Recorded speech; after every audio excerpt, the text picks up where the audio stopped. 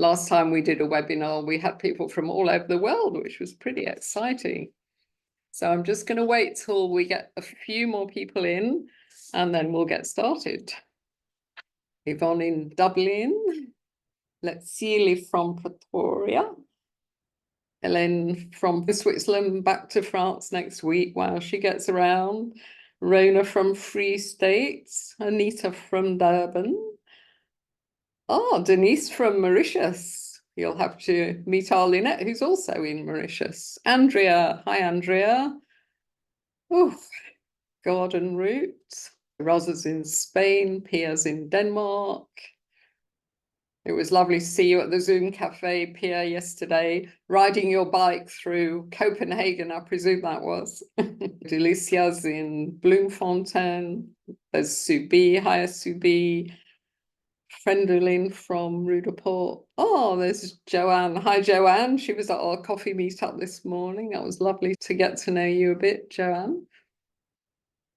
There's Deborah from Canada, where, of course, it's the morning, isn't it? Fran from the Cape of Storms. Tell me about it, Fran.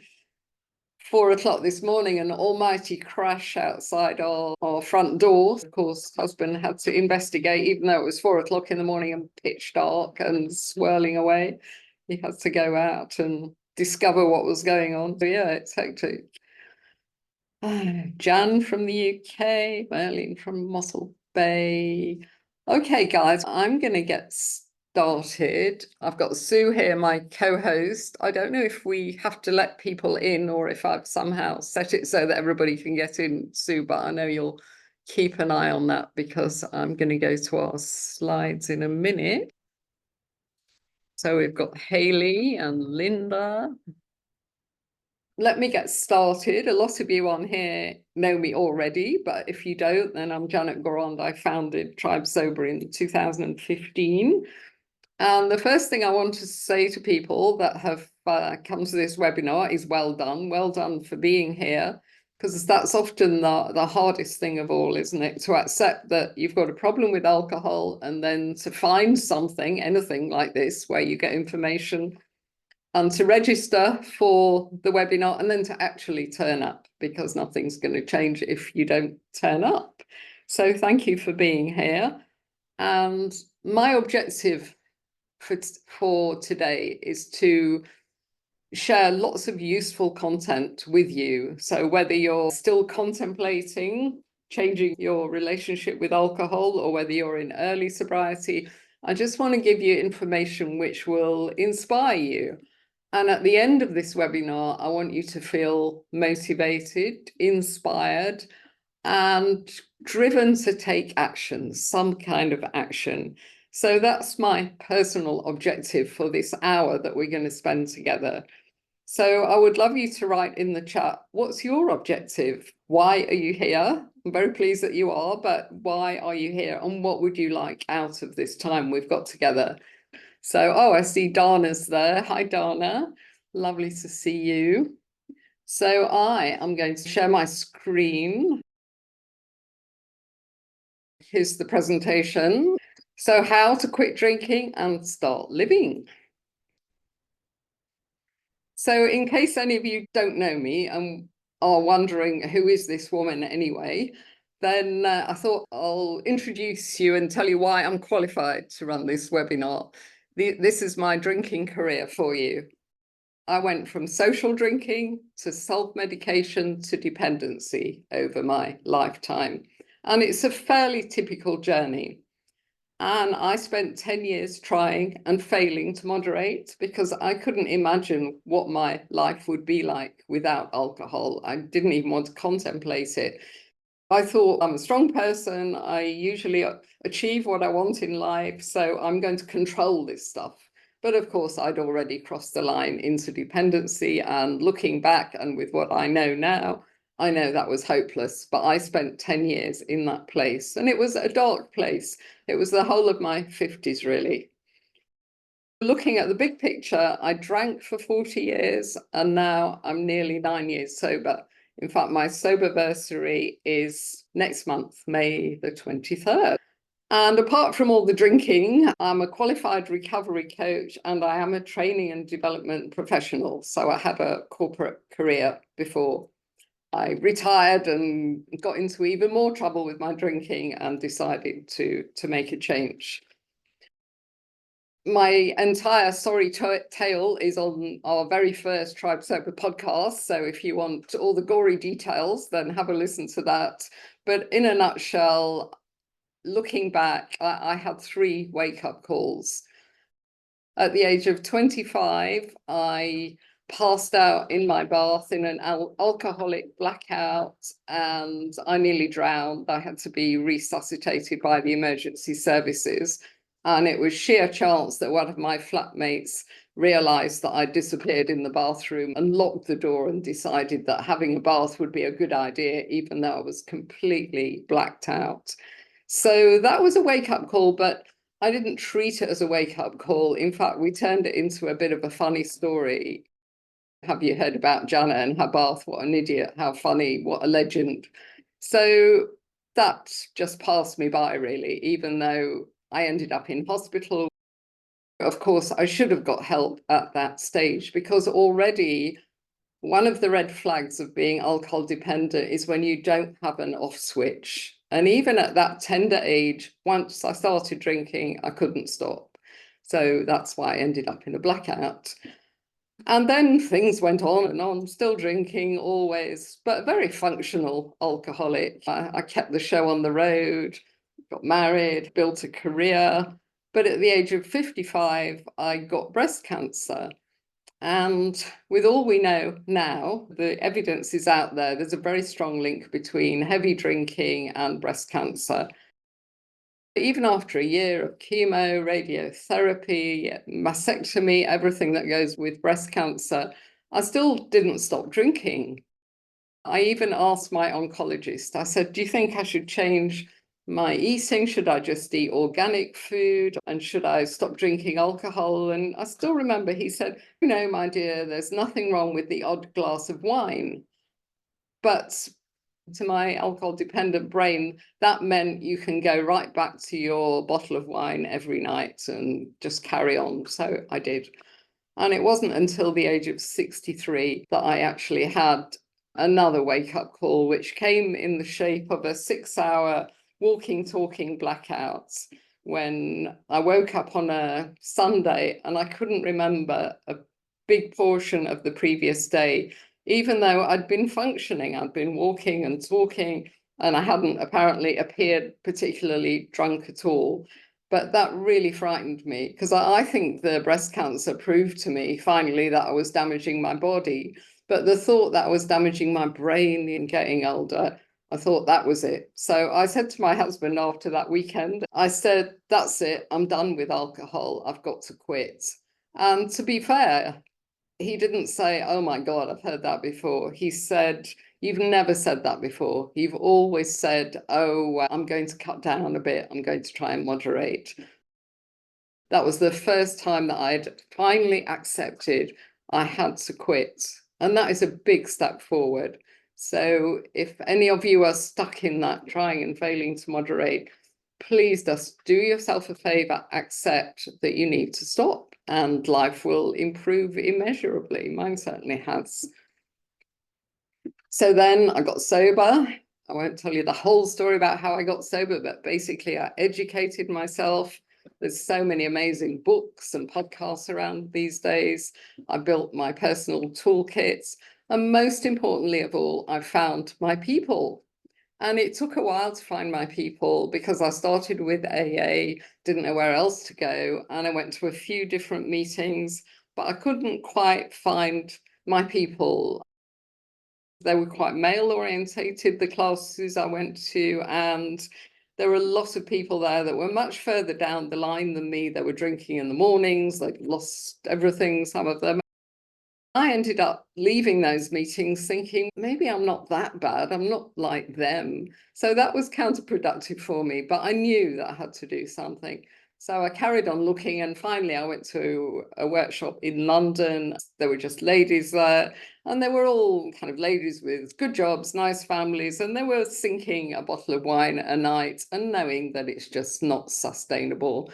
So I found my people at that workshop, and we all swapped numbers. We had a WhatsApp group, and with their support, I managed to get sober. And I also found my passion, because I say to people that when you quit drinking, certainly for the first 3 or 4 months, that's a project for you.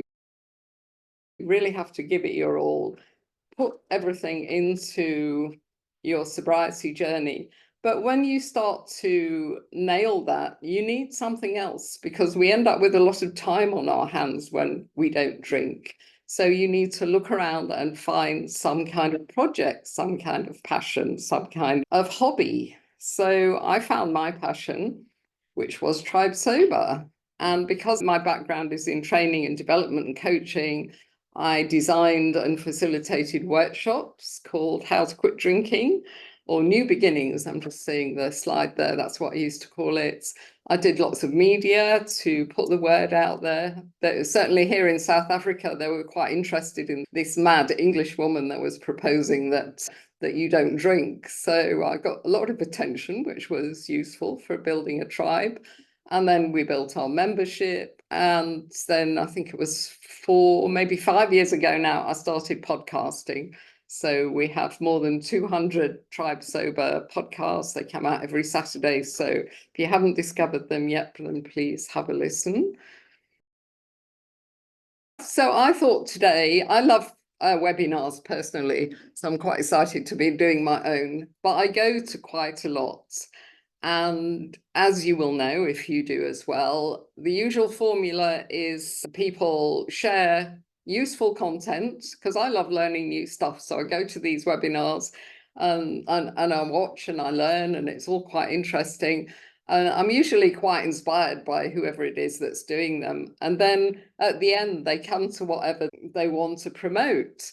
And quite often it's a course or something, and I'm quite excited, and I think, oh, I must sign up for this. And then they announce that it's like $5,000 or something, and I think, oh, I can't do that. So I end up feeling quite disappointed. But I want you to realize that there is an offer coming, but I'm going to share it now because I want you to realize it's very affordable what we're offering. It's much cheaper than drinking. So if you do take us up on our offer, then you're actually going to save money rather than spend money. But even if you decide you don't want to work with us, that we're not your people, then you're going to get so much out of this time we're spending together. I just want you to feel motivated, inspired, and driven to take some kind of action at the end. But you are here because you want to make a change in some way, otherwise you wouldn't be here. So let's get straight to that offer. We're offering Tribe Sober annual membership, a 20% discount to everyone that comes to this webinar. So all you have to do is use the code webinar. You go to tribesober.com, hit join our tribe. And the first 10 people that sign up, we're going to give them a bonus of a free masterclass. Our masterclass is a series of videos and a workbook. So that's the bonus for the first 10 people. And really, it's a year of support for a year of transformation. So that's the sales pitch. Now let's get into the content. I want to keep this interactive. I want you to talk to us in the chat. Tell us where on earth you're from. I can see there's lots of tribe members saying really nice things. So thank you, guys. I see Friendolin's 9 months in. She needs more advice on how life will be sober. Yeah, I always say, Friendolin, that there's 2 steps to this journey. First of all, you have to quit drinking, and it sounds like you've done that up to 9 months. And then you have to start building an alcohol-free life that you love. Yeah, Pia, yeah, oh, we love Pia. She's awesome. Great, okay. Thank you for everything you've said in the chat, guys. So let's just make sure that you're in the right place. This webinar is for you if you're sick and tired of feeling sick and tired. if you feel like you just can't do this anymore, if you had an incident and you thought, this is not what I want for my life, not this, that is a moment you need to embrace and act on. Don't ignore it like I did with my bath. And if you know that you're done with alcohol, but you've got no idea how to make a change, then you're in the right place. And if you've tried, like me, and failed to quit many times, you're also in the right place. So by the end of this webinar, you're going to understand why you've struggled to change your drinking habits in the past. And I want to share 3 steps that I think you need to take, and you'll feel motivated, excited, and driven to take action. I wanted to share the results of this survey with you. If you listen to the podcast, you probably heard me referring to this quite a few times because it really struck me when I first heard about it. The average length of time that people spend worrying about their drinking and trying to fix their little problem alone, because there's so much shame around this, the average time is 11 years. So as I said, I spent the whole of my 50s in this place, and it's a depressing place, and it's a dark place, and it's an exhausting place. So tell us in the chat, how long have you been trying to cut down or quit drinking? And it sounds like some of you are really making progress. And I know there's quite a few of our tribe members here that are making great progress. But just tell us how long you spent trying to cut down, and I'll have a look at the replies in a moment. So let's reflect why people get stuck in their drinking. I think a huge mistake, and certainly I was making that mistake, is they think it's about willpower. And willpower is a finite resource. It runs out. It might get you through a dry January, even a bit longer, but you won't be able to sustain your sobriety. You won't be able to relax into your sobriety and thrive if you're using willpower, because willpower comes from the conscious mind, which is only really 10% of our mind. Everything else sits in the subconscious, and that's where you have to do the work. You have to do the deeper work. Another reason people get stuck is because they think they're not that bad. Remember me after the AA meetings. And also, society has stigmatized the alcoholic to such an extent that we think that an alcoholic is a homeless man in the park. Whereas, in fact, your typical alcoholic is more likely to be a highly functioning executive with a nice family. We don't need to compare ourselves with the homeless man in the park. We have to compare ourselves with the best version of ourselves that we can be. Another mistake, they try to do it alone. It's very hard to do this alone. And when people join our tribe, usually one of the first things they say was, oh, it's so nice to discover it's not just me. Because there's millions of us in this fix, and we need to draw strength from each other and inspire each other. Another reason is that people have no idea how to quit.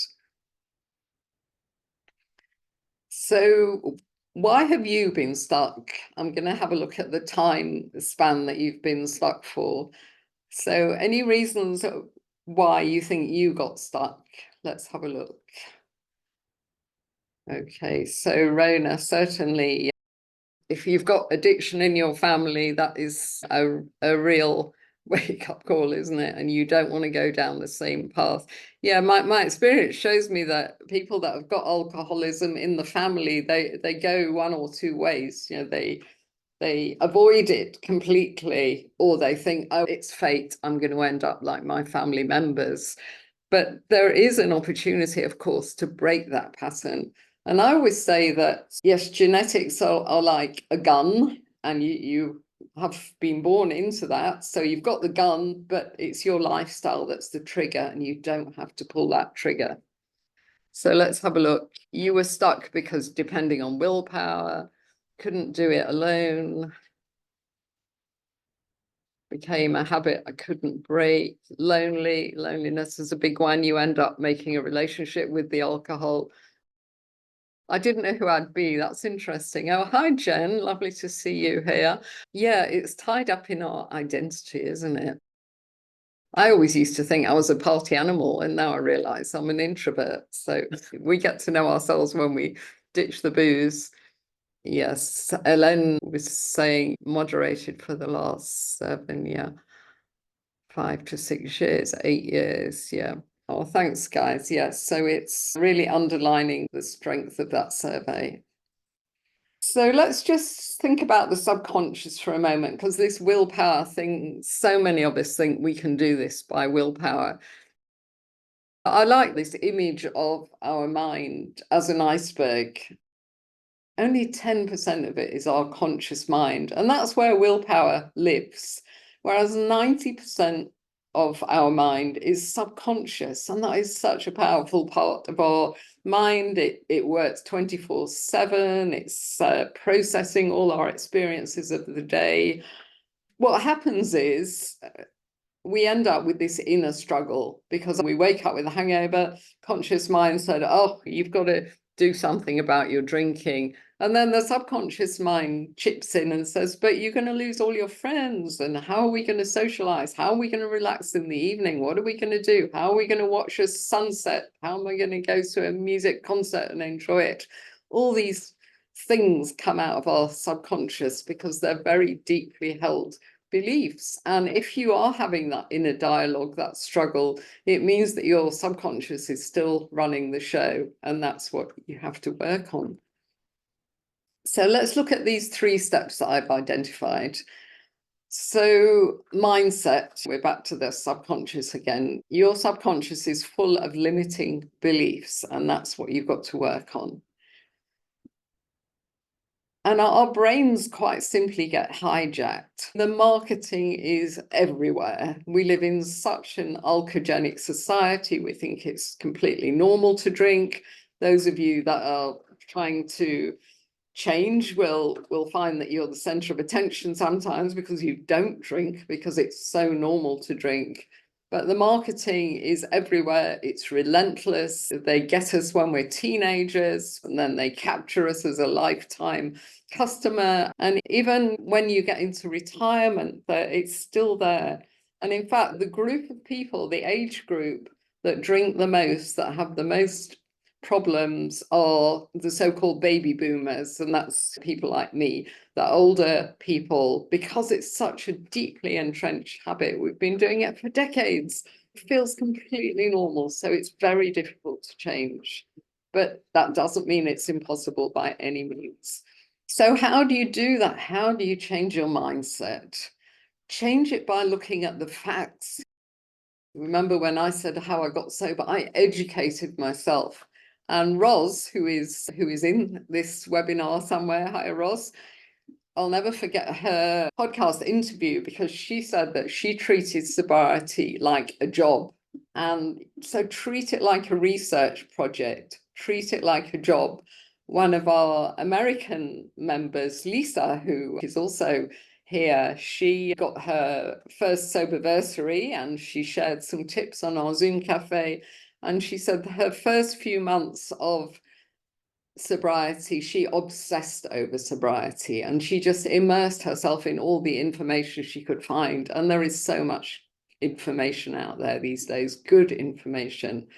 So get the facts and then do the work. And by do the work on those limiting beliefs and start uncoupling alcohol from the activities that you associate it with. So an example of that is socializing. One of my limiting beliefs was that I could never socialize without alcohol. Just didn't know how that worked. In order to change that belief, I forced myself to socialize without alcohol for months, and it was excruciating, and I hated it. And sometimes I would have to do a runner after 30 minutes. But I did it, and I pushed myself and I pushed myself, and every night after I'd been out, I would write it up in the journal. What were the worst bits? Did I enjoy any of it? And gradually it got better and better, until about 4 months in, I was coming home in a taxi and I thought, oh, I had a really nice evening, and I've got to meet that lady for coffee next week, and I've got to see this movie, and I've got to read this book. And my head was just full of stimulating conversations that I'd had, and I hadn't had a drink, and that was like a turning point. And I'm not saying that everything was plain sailing from then, because it wasn't, but that was my subconscious finally accepting that, wow, so maybe we can do this. So your subconscious catches up with your conscious mind, but it takes work. And start seeing through the marketing bullshit, because that is so much of it about. Ellen was waxing lyrical about champagne on our Zoom cafe the other day. Even though she's been sober for months, she said, I was just thinking about a lovely glass of champagne. But let's remember, this champagne, what is it? It's 10% ethanol and 90% marketing, basically. We've been played, especially women. The liquor industry has been targeting us for decades now because they want us to spend more and more. And women are dying in droves from alcohol-related causes at a rate that they never used to be affected. And it's a direct result of all this incredibly skillful and professional marketing. So start seeing through it, because then it loses its power. Next time you watch a movie, just time it. How long until the star of the show comes out? And of course, the star of the show is alcohol, usually a glamorous lady pouring a beautiful wine into her big glass, or it's the macho hero having his scotch. So just start seeing through it and it loses its power. You can laugh at it in the end. One of our Tribe Sober team, Lucy, came up with this at one of our Zoom cafes. There was a lady there and she was quite depressed and she was going on and on about, oh, my drinking problem. And Lucy said, Lucy tells it like it is. And she said, listen, love, you don't have a problem. You've got an opportunity here. And we thought, wow, what a great way of putting it. It's an opportunity for personal growth, and it really is. And you're going to gain so much more than you will lose, because we resist changing in life because we think that we're going to lose things. But in fact, we're going to gain so much. Just look at this. Sure, you're going to lose the hangovers, the anxiety, the self-loathing, the excess weight, poor quality sleep. Will you really miss those things? And look at all this lovely stuff that you're going to gain. You'll feel more healthy, you'll have more energy, less anxiety, you'll have more time, more money. And remember that alcohol is a thief and it's a trap. You probably know this is a Venus flytrap. And what happens is this little fly obviously comes in and starts drinking this delicious nectar. And even though at the bottom of these plants, usually there's a number of dead flies, because these flies have gorged themselves on the nectar and fallen in and drowned. But that usually doesn't happen straight away. They come and gradually get hooked on this stuff, and that's when they get into trouble. So it's a very nice analogy for what happens to some of us drinkers. The stats tell us that 20% of social drinkers will become dependent. So 20% of those little flies will end up drowned at the bottom. So let's think of all the things that alcohol steals from you. It steals your sleep. When I hit 60 years old, I felt exhausted. And I thought, my God, this is what it's like to be old. How am I going to keep going? And I'm much older than 60 now, and I'm just bursting with energy. And that's simply because I don't drink anymore. You get much fewer REM cycles than you should if you're a drinker. And if that's every night, because you're having your glass or two of wine every night, you never get a decent night's sleep. So that fatigue builds up. It affects the way you look. That's why we say to people, take a selfie on day one and take another one after 100 alcohol-free days, and you will be amazed at the difference. And we see it all the time because we have our weekly Zoom cafes, and we love them because we can see people changing. We see these transformations all the time. Steals your health, of course. Alcohol's linked to more than 60 diseases, 7 types of cancer. It steals our time. We're either planning the drinking, doing the drinking, recovering from the drinking. It steals our money. Even a moderate drinker We worked out this $2,500 by looking at the price of a bottle of wine in the US and thinking a person that drinks 3 bottles of wine through a week. And that is moderate in my view. I was drinking a bottle every night and more at the weekend, so more like 10 bottles of wine. But just drinking 3 bottles of wine costs $2,500. And there's better ways to spend that money, surely.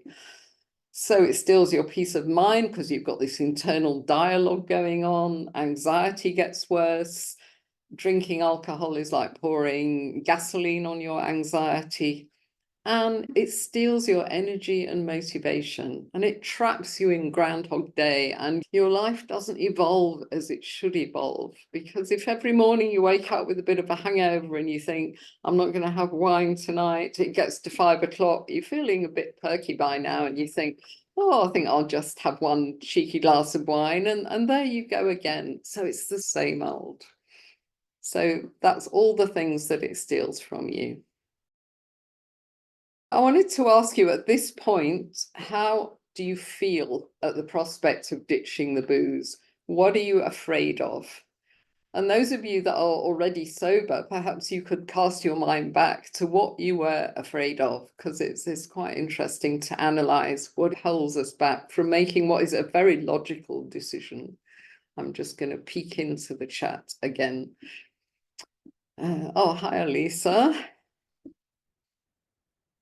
Oh, alcohol free for 14 months. Brilliant. Yeah, medical professionals advising Rachel to drink at lower levels. It's like the alcohol industry themselves. They tell us to drink responsibly. And what they mean by that is if you get into trouble with drinking, then it's your fault because you didn't do what we advise, drinking responsibly. But once you've crossed the line into dependence, you can't drink responsibly, however hard you try. Yeah, that overwhelm with children, that's the mommy juice, isn't it? Yeah. Can't drive past a liquor store without stopping there. Dex, I would advise you to change your route. There must be a route home or wherever you're going where you won't pass a liquor store. We have to reconfigure our lives, and sometimes that means changing the routes that we drive. Thought I could moderate. Subconscious still running the show. We're going to have to work on your subconscious. Retirement, you've earned it. Yeah, that we're such a prime target, aren't we? Oh, thanks for the share, Fran. That's fantastic.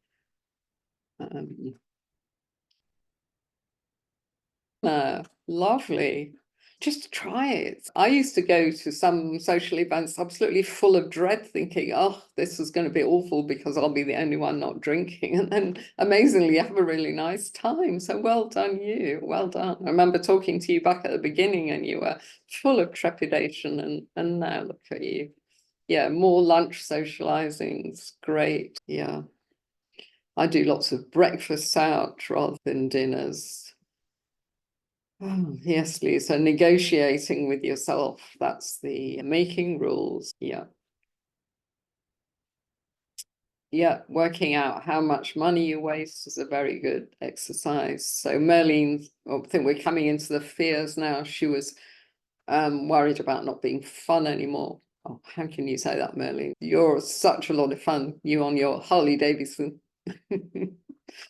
I won't be able to sleep, and what I will do instead. Oh, Michelle, you might sleep, but the alcohol fueled sleep, you're not really sleeping, you're passing out, and it's bad quality sleep. It's true that sometimes there's a period of adjustment with the sleep, but your sleeping patterns will go back to normal.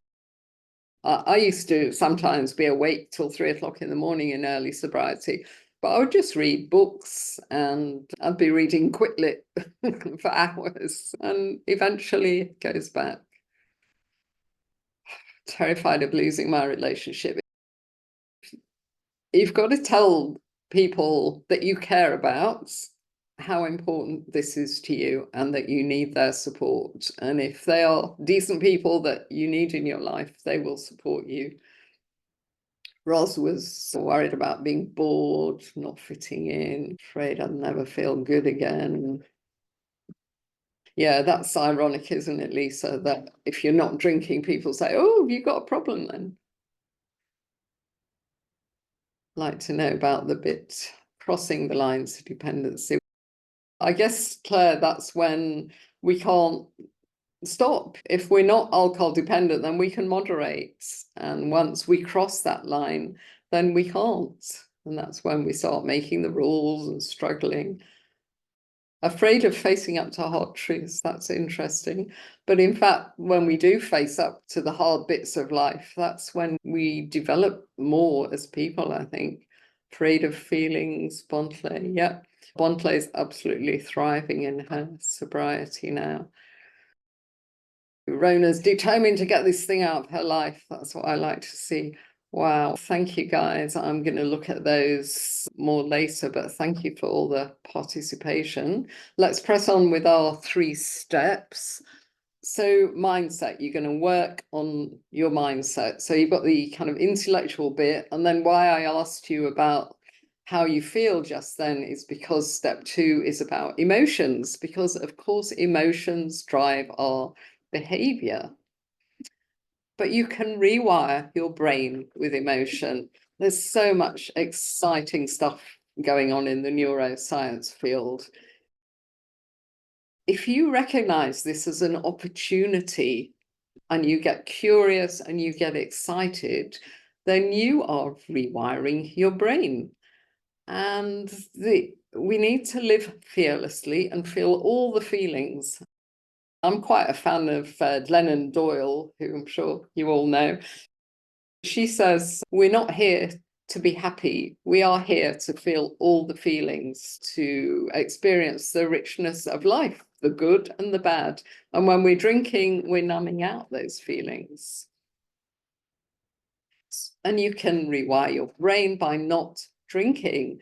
And that's why we have our 66-day challenge going, because the neuroscience tells us that in 66 days, you can build a new neural pathway. And people find after those 66 days, it really does get easier because you've got that neural pathway. The good news is that if you do hard things, your brain gets wired to do hard things. And that's why we often say that sobriety is a superpower, because there's this feeling, if you nail this thing and you're sober and you start reaping all the benefits, you think, wow, I did that really hard thing that I thought I'd never be able to do. What shall I do next? Bring it on. There's this feeling that we can tackle almost anything. It gives you real, genuine confidence, not Dutch courage, but real confidence. And as Lynette taught us, discomfort is the currency of growth. And big tip for anybody starting out on this is just to get comfortable with being uncomfortable. Because us drinkers, we don't like feeling emotions, and when we feel a bit angsty, then we have a drink to push that feeling away, to take the edge off, as we call it. So we have to start getting comfortable with being uncomfortable, because our feelings aren't going to kill us. We can sit there and we can feel a bit ugh, but let's get out the journal, start writing about how we're feeling, let's go for a walk, do something. But you don't have to chase that feeling away. So learn to embrace those uncomfortable feelings. And this is what we call the recovery curve, which you may have seen this curve before. It's used in lots of different situations, like a bereavement curve, any kind of change, really. So it's all about ups and downs, and it's all about emotions. And in our experience, most people that have been drinking for a few years, it takes them really a year to nail this thing. And that's what we've discovered with the hundreds of people that we've helped via Tribe Sober. It takes, say, 3 to 6 months to change the habits, and then another 6 months to reconfigure your life, to navigate this alcoholic society we live in. So it's a journey, and a lot of people are impatient. I get messages saying, Janet, I've been sober now for 2 weeks and I still feel rubbish. The rule of thumb that they work with in rehabs, I was told this by a rehab doctor, is for every year that you drank, you've got to allocate a month for recovery. So in my case, I drank for 40 years. My recovery went on for more than 3 years. But please don't be depressed by that statistic, because it's not like I felt terrible for 3 years and then suddenly I felt wonderful. The improvements are incremental and they literally start from day 2 when you wake up without a hangover. But the good news is those benefits keep coming in and they get deeper and more significant as time goes on.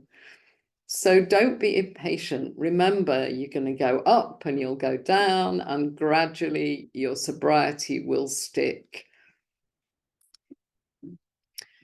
So step 3 is community. Find your people. Why do you need community? You need a safe space, a judgment-free space. You need positive role models, encouragement and support, accountability. You need a new tribe for this journey, because your family tribe will probably tell you to just to cut down a bit, because they might not understand how your problem has developed. And then, of course, your drinking buddy tribe will tell you not to be so boring. So you need a tribe of people on the same path, people that understand what you're going through. And community, of course, connects. And I hope you've all seen the fantastic TED talk by Johann Hari, who talks about the scientific experiment that proves that connection is the opposite of addiction. Community allows us to experience the power of vulnerability, and we see that over and over again in the tribe. We see people opening up about what a difficult week they've had or how they're struggling, and we can do that in a safe space like we've built. So there is such a power of vulnerability. And I love the recovery community because there is no bullshit. We say it like it is, and we understand each other and we understand the struggle. So enough from me. I'm going to hand over to a few of our tribe now. Here's Lisa, who's watching this. Hi, I'm Lisa. I'm from the United States, and I joined Tribe Sober back in March of 2020. I actually quit drinking in February of 2023, but I knew I needed a little bit of extra help and connection. So that's why I joined in March. Let's see, I will be alcohol-free for 14 months on April 8th. It's one of the best things I've ever done for myself. I feel totally amazing. And I also host the Zoom calls for the US and Canada group every Tuesday night from 7 until 8 o'clock. And hope to see you guys there sometime. Here's Bontley. For many years, I tried by myself to stop drinking, and it's not easy when you don't have the right support and if you don't have people that are really rooting for you. I'm now enjoying the fruits of sobriety, all thanks to Tribe Sober and the amazing community I found. And Susanna. So if you've been wanting to quit drinking for, like me, many years, 2 decades, in fact, and you have no sobriety or periods of sobriety, and you want that permanent change of perspective, belief, this might be the place for you. It sure was for me. So that's some of our lovely members. And this is Roz, who I think is also watching. I had a different picture of Roz previously on this slide, but then just today she posted this beautiful picture, which is her and her husband and their 50th wedding anniversary. And they were both big drinkers. And Roz joined us, I think, when she was 70. And she hasn't had a drink from the day that she joined Tribe Sober. She feels that she's made friends who will be at my side forever, which is a beautiful thing to say. And those of us that have been in the tribe for years, it's feeling like family, it really is. And remember, community can be fun. It's not all dark and difficult. We've got our very own cartoonist, Sarah, and she delights us just about every week with a new cartoon. This is her one called 4 a.m.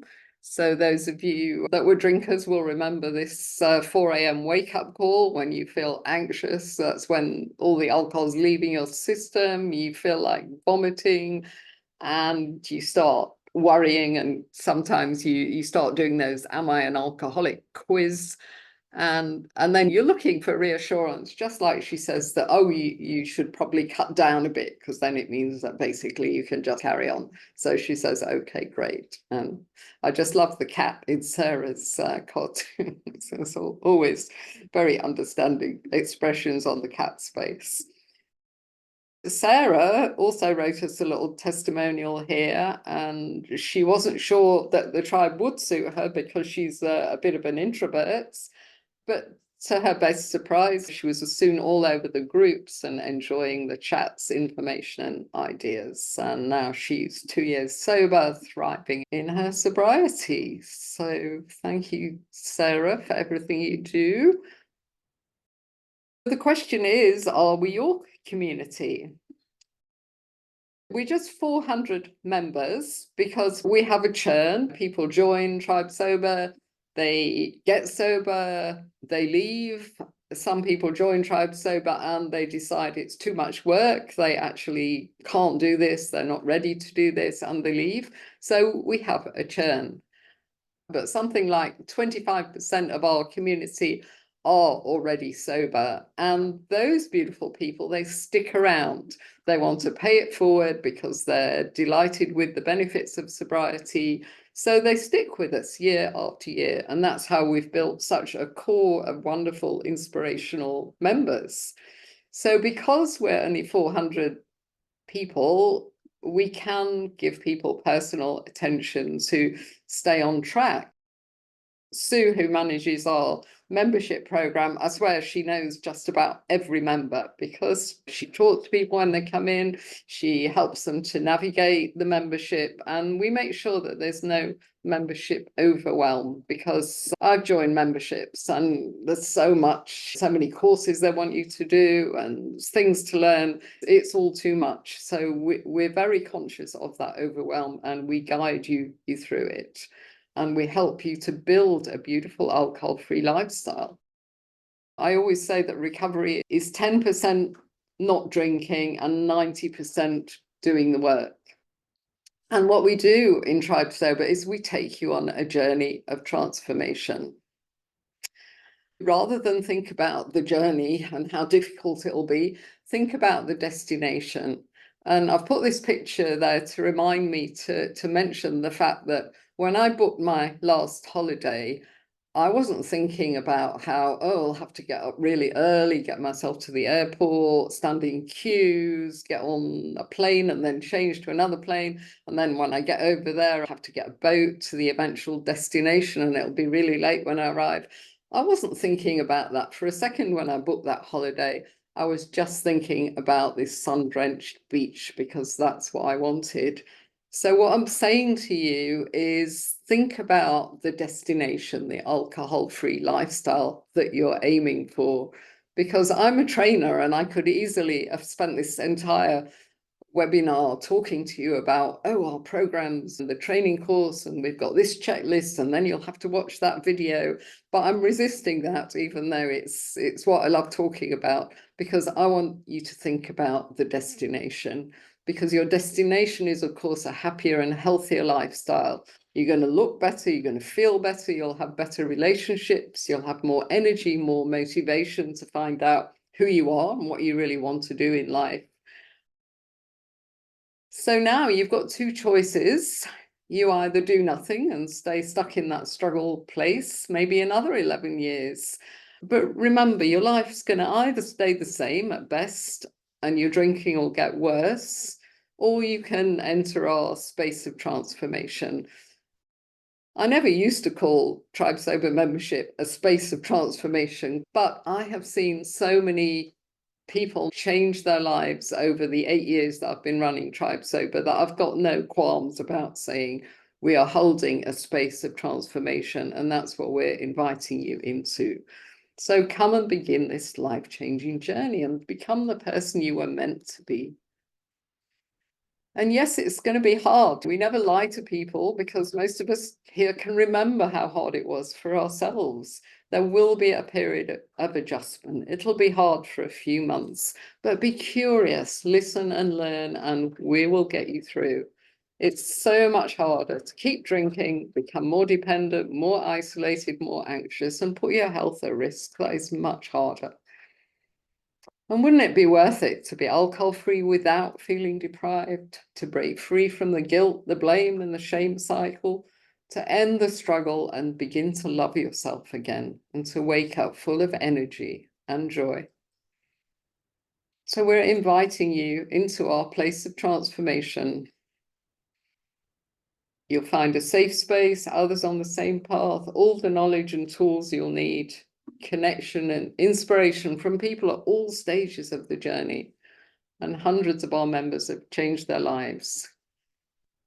So what do you actually get? I'll try and dive into the nuts and bolts a little bit now for a moment. You'll get the community, which is the heart of Tribe Sober. That's who we are. We are a community, and we're an international community. You'll get some chat groups 24/7 and Zoom meetings every day. And also accountability. We put you on challenges, we give you trackers, we monitor your progress, and we do also give you the knowledge, but we try not to overwhelm you with all the knowledge. Sue's designed a training program that we call the Member Journey Program, and she's divided all of our awesome content that we've built up over the years, and you can literally dip into it every single day of your first year of sobriety. There's always something to listen to read about, to watch, to be inspired by. So the offer, again, annual membership, go to tribesober.com, hit join our tribe. I'm not going to talk about prices here, obviously, because we are global, and wherever you are in the world, go on to tribesober.com and you'll see what this annual membership costs in your country, in your local currency.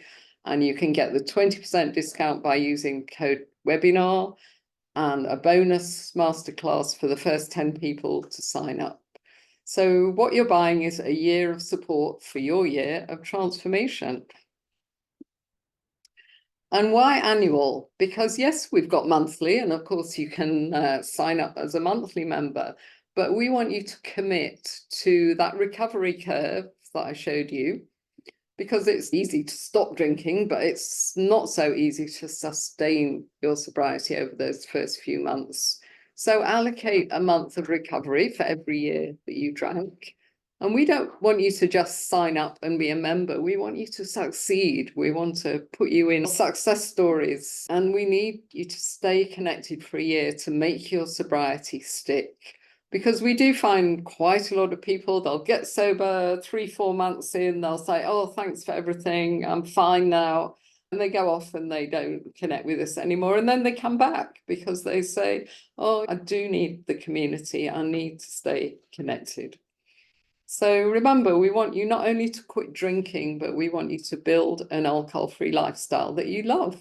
We want you to put all that energy you've been putting in trying to moderate into building an alcohol-free lifestyle that you love. On the practical level, it's cheaper because annual, you only pay for 10 months anyway, and then we're taking off a further 20. The masterclass is a video series and a workbook. It represents 3 hours of self-study, and you don't have to do the 3 hours altogether, of course. You split it into half hours or whatever. Think about the cost as a monthly cost and convert it into an investment. In most countries, it works out, 1 month Tribe Sober works out at about 3 bottles of wine. Rather than spending that money on wine that is going to damage your mental and physical health, invest it in your future health and happiness. So make 2024 the year that you invest in yourself. This offer is only open for 5 days until the 12th of April, and that's not because we're doing a hard sell, But we want you to make up your mind. We don't want you to procrastinate and think, oh, I'll do this later. And there goes another year, another 11 years can pass like that. So just do it. And have faith. I know at this stage, if some of you are just starting out, it is so difficult to even imagine that, first of all, this journey can get easier, and then to imagine that your life is going to open up in ways you cannot imagine at the moment. So we're saying have faith. Beautiful quote here by Martin Luther King. Faith is taking the first step, even if you can't see the whole staircase. And there's so many of us in Tribe Sober that have been up that staircase, and we wouldn't lie to you. It is beautiful at the top. I'm going to give the last word to the lovely Hélène from Switzerland. Hi, my name's Elaine. I'm 55 years old, and I decided to quit drinking just over 6 months ago. It was whilst listening to a podcast one day, I came across this lady who struck a chord called Janet Gourand. She had set up a group called Tribe Sober. It was a global community with people on there who had been sober for many years and for many minutes and everything in between. And so I immediately went onto her website and signed up and have not regretted it. Every single day I tap into the WhatsApp messages. It's such a nice feeling. And by literally 6 months later, I feel like I know these women. We have a Zoom cafe on Saturday where we all check in. So I couldn't recommend Tribe Sober more to fill in that huge gap, which is community, support, help, love, tips, you name it. So get on, go and do it. Don't even hesitate for one moment, and good luck to you in your sober journey. Oh, thank you, Hélène. So yeah, so beautiful to hear from Hélène there. I couldn't have said it better myself. Thank you, Hélène. Let me just have a quick squiz, see if there's any questions. Oh yes, Jen, it's lovely to see you. Been with Tribe Sober since 2017. Think about the destination. Yeah. Yes, I love that. Just treat it as an adventure. If you quit drinking, you don't know what's going to happen. Do you think I imagined 8 years ago that I'd be running something like this?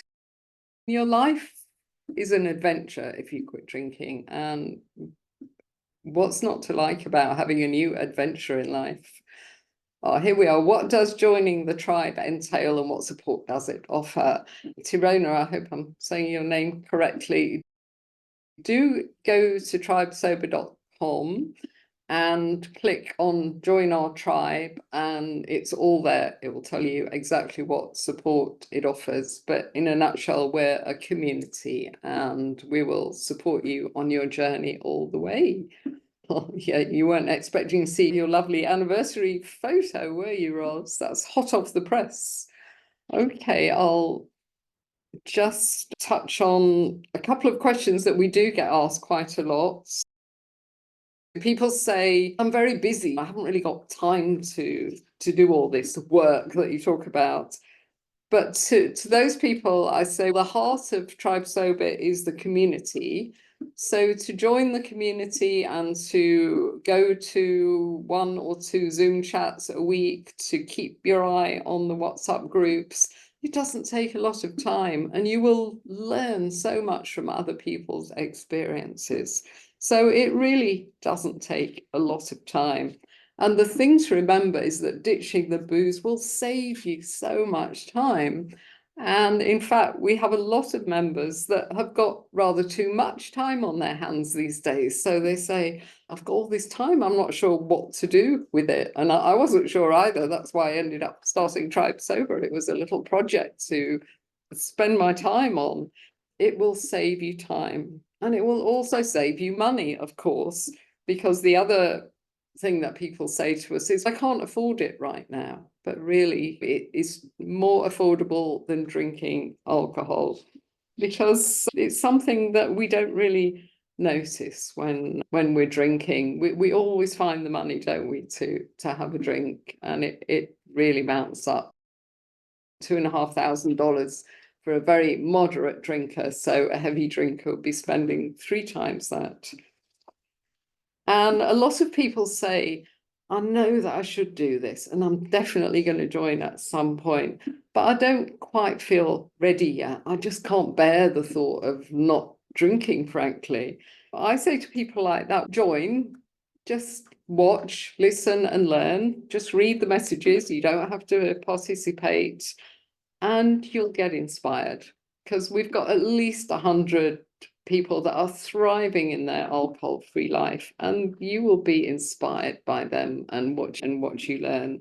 So just listen and learn. And sometimes people say, I've joined memberships before and it's always very difficult to cancel, but shoot us a WhatsApp and we cancel you.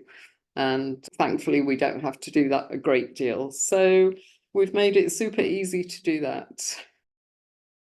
Oh, so we've got a lovely lady from Canada who's signed up. So that's Deborah. Welcome to the tribe, Deborah. I look forward to getting to know you better. Voyo says that was informative. Thank you. Oh, so Claire's been trying to buy a membership for 10 minutes. How can I get hold of Sue? Oh, maybe she's fielding all these people signing up, but I'll send you her direct contact, Claire. Yeah, oh, good. Yeah, it's lovely to see Helen here, because I remember coming across her on one of our boot camps and she wasn't very keen. It took quite a lot of persuasion to get her to join, and now that there's no stopping her, she's flying. So she's gained hours in the morning and hours in the evening, time that she wasted when she was drinking. It's feeling good time instead of yuck time. Fantastic. And Andrea's definitely going to be joining us after her 66-day challenge. Okay, guys, it's been such a pleasure, and thank you so much for being here, especially you tribe members, because you don't really need to be here because you know exactly what we do and what we're here for. So I know that some of you people that don't know us have now got an idea of what we do, and you know where we are, and I do look forward to welcoming you into our tribe soon. So that's it from me.